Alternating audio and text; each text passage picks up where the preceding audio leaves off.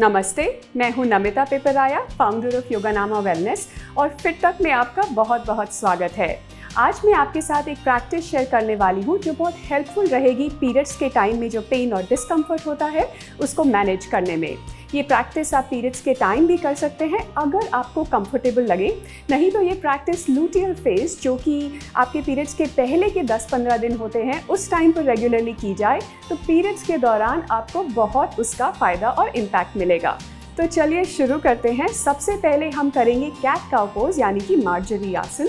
तो एक table top position में आ जाइए, जैसे कि भ्रमण आसन, जिसमें आपके जो रिस्ट हैं वो शोल्डर्स के बिल्कुल नीचे हैं और जो नीज़ हैं वो are in line with your hips.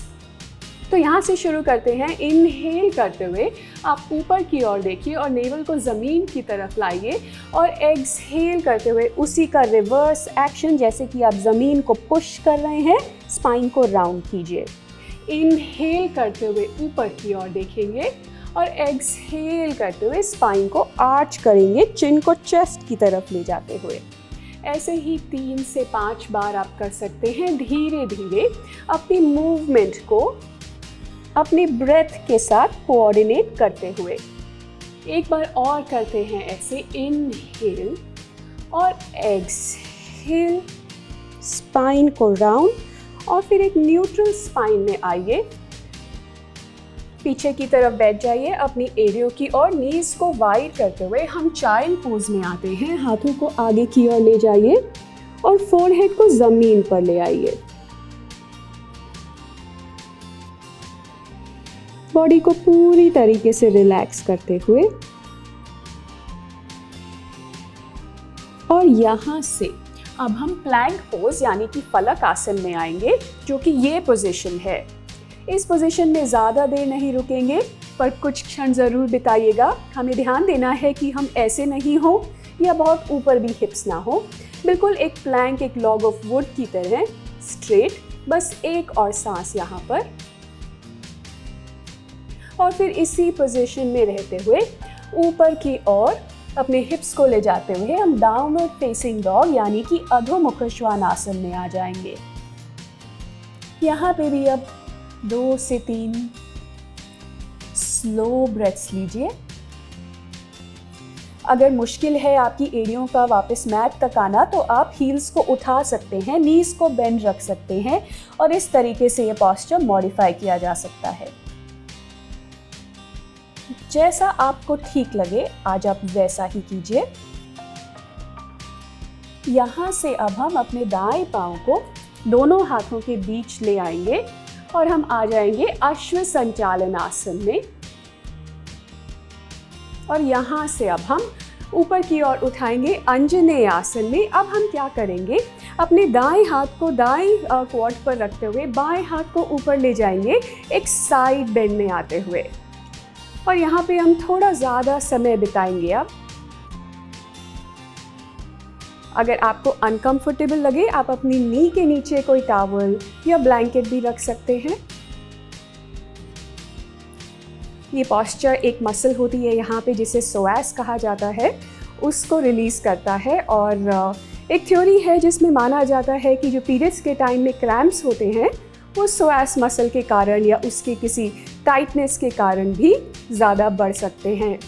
तो इसीलिए ये पोस्चर कर रहे हैं, उसको रिलीज करने के लिए। और यहाँ से अपने हाथ वापस ज़मीन पर ले आइए, अपना दायां पांव वापस ले जाइए और एक बार फिर हम चाइल्ड पोज पे आएंगे थोड़ा आराम करने के लिए। और फिर वही चीज़ दोबारा हम प्लैंक पोजीशन में आते हैं यानी कि फलक आसन। ये पोस्चर सेट करके हम अधोमुख श्वानासन में आते हैं यानी कि डाउनवर्ड फेसिंग डॉग। और अब हमें मालूम है, अब हम अपना बायां पांव आगे लाएंगे, दाईं नी नीचे रहेगी और सबसे पहले हम अश्व संचालन में रहेंगे। एक सांस लेते हैं यहाँ पर और अब हम ऊपर की ओर उठेंगे अंजनेय आसन में। यहाँ पे अब हम बायां हाथ बाएं क्वाड पे रखते हुए दायां हाथ ऊपर की ओर ले जाएंगे, वही अंजनेय आसन की साइड बेंड वेरिएशन में यानी कि पार्श्व अंजनेय आसन। और यहाँ पे हम थोड़ा ज़्यादा समय बिताएंगे। तो चाहे तो आप आंखें भी बंद कर सकते हैं अगर आप बैलेंस मेंटेन कर सकें। और जैसे जैसे आप लंबी सांस भरेंगे, एवरी इनहेलेशन के साथ आप नोटिस करेंगे कि यहाँ का जो स्ट्रेच है राइट हिप फ्लेक्सर का, वो थोड़ा इंक्रीज होता है,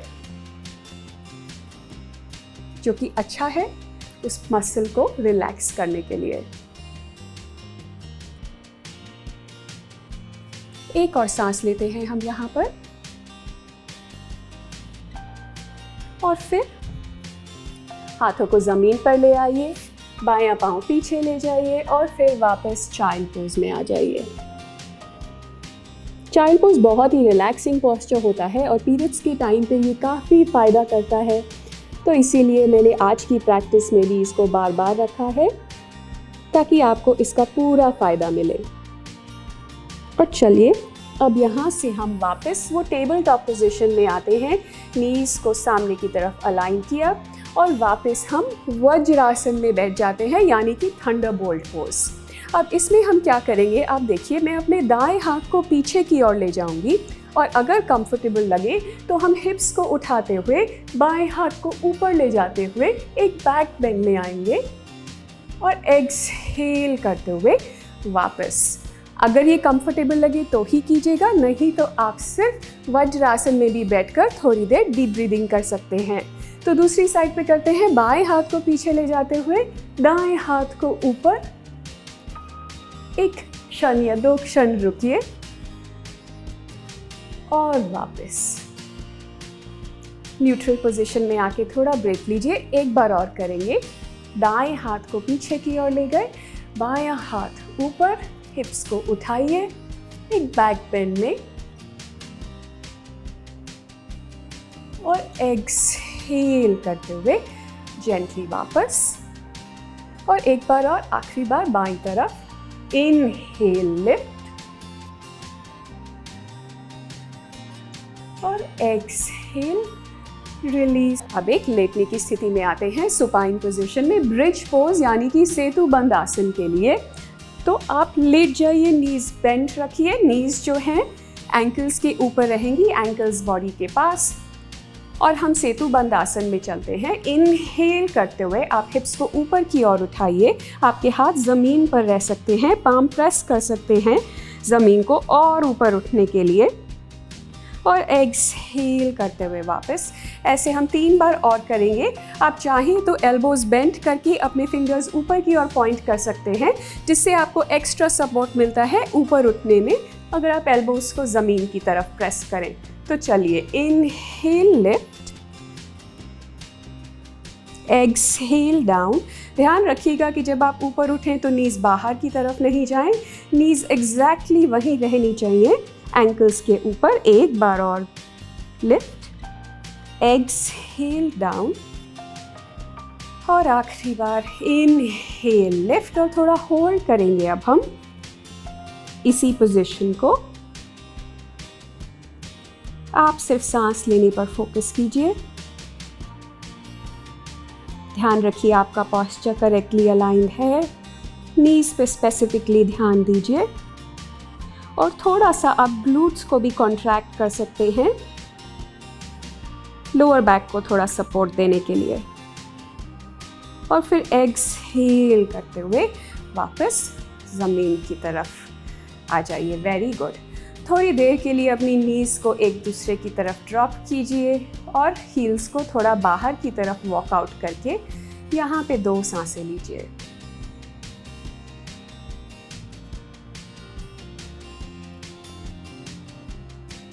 आखिरी पोजीशन एक ट्विस्ट करेंगे हम, तो आप बाएं पाँव को सीधा कर दीजिए, दाएं नी को अपनी चेस्ट की तरफ पुल कीजिए, और ये पवन मुक्तासन की वेरिएशन में हम यहाँ पर एक सांस लेते हैं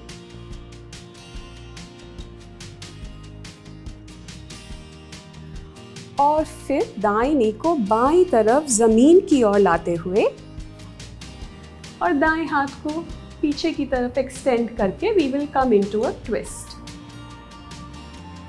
ट्विस्टिंग में आपकी कोशिश रहेगी कि राइट नी और राइट शोल्डर दोनों ज़मीन की तरफ प्रेस्ड रहे, बस ऑपोजिट डायरेक्शंस में।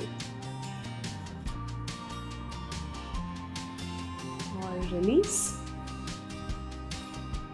अब हम रिवर्स करते हैं। राइट लेग स्ट्रेट है, left knee, let's pull it towards our chest. Take a deep breath और ट्विस्ट के लिए प्रिपेयर करते हैं। तो लेफ्ट नी को अब राइट साइड पर और लेफ्ट हैंड को एक्सटेंड स्ट्रेट भी कर सकते हैं, और you can keep the elbow bend. Neck जरूर लेफ्ट साइड की तरफ टर्न करके रखिए। ट्विस्टिंग में ब्रेथ थोड़ी लेबोरियस हो जाती है, that's normal, don't worry about it.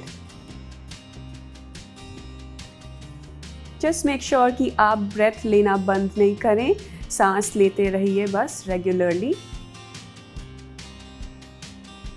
और वापस न्यूट्रल पोजीशन में। लेग्स को स्ट्रेट करके आप शवासन में जा सकते हैं। कम से कम 1 मिनट तो बिताइएगा। अगर ज़्यादा समय है तो आप वीडियो पॉज करके 3 से 4 मिनट या 5 मिनट भी लगा सकते हैं। अगर आपकी नीज़ में कोई डिस्कम्फर्ट नहीं है तो आप सुप्त बद्धकोणासन में आ सकते हैं, जिसमें कि आप नीज़ को बेंड करके और फीट जॉइन करके इस पोजीशन में रेस्ट कर सकते हैं। अगर आपके पास ब्लॉक्स या पिलोज हैं तो वो भी आप नीज़ के नीचे रख सकते हैं सपोर्ट के लिए, तो ये पोस्चर और कंफर्टेबल हो जाता है। तो अपना पोजीशन चूज कीजिए और शवासन में आ जाइए।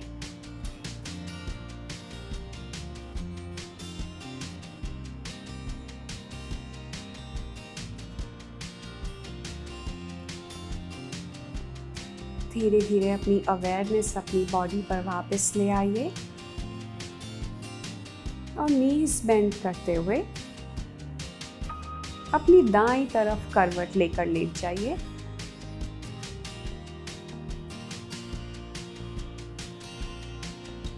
यहाँ पर एक सांस लीजिए और फिर आंखें बंद रखते हुए ही अपने हाथों का सपोर्ट लेकर आप एक बैठने की स्थिति में आ जाइए। जो भी कंफर्टेबल सीटेड पोस्चर आपको लगे उसमें।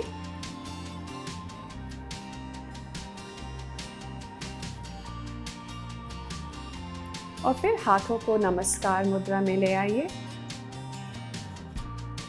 और आउटसाइड ऑफ द थम्स का जो एरिया है वो आप अपनी फोरहेड पे ले आइए, ताकि आपकी नमस्कार मुद्रा, अंजलि मुद्रा, आपके फोरहेड के पास रहे। और फिर धीरे से अपने हाथों को खोल लीजिए, जैसे कि आप एक किताब पढ़ रहे हैं, और नीचे की ओर देखते हुए अपने हाथों की तरफ कुछ ब्लिंक्स के साथ आंखों को खोल लीजिए। नमस्ते और धन्यवाद। मेरे साथ ये क्लास करने के लिए बहुत बहुत शुक्रिया। आशा करती हूँ आपको पसंद आई होगी।